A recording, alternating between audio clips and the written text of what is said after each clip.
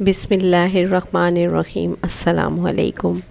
نماز فجر کی جماعت میں جیسے ہی نبی رحمت محمد مصطفیٰ صلی اللہ علیہ وآلہ وسلم سلام پھیرتے، حضرت ابو دجانہ رضی اللہ عنہ اٹھ کر جلدی جلدی چل دیتے۔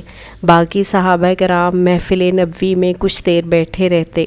جب تواتر سے یہ ہوا تو نبی رحمت کی توجہ کچھ صحابہ کرام نے ابو دجانہ کی طرف کرائی۔ اگلے دن سلام پھیرنے کے بعد محمد عربی صلی اللہ علیہ وآلہ وسلم نے ابو دجانہ رضی اللہ تعالی عنہ کو آواز دی۔ ابو دجانہ نے کہا، لبیک یا رسول اللہ۔ نبی رحمت نے دریافت کیا، کیا بات ہے، آج کل سلام پھیرتے ہی مسجد سے نکل جاتے ہو؟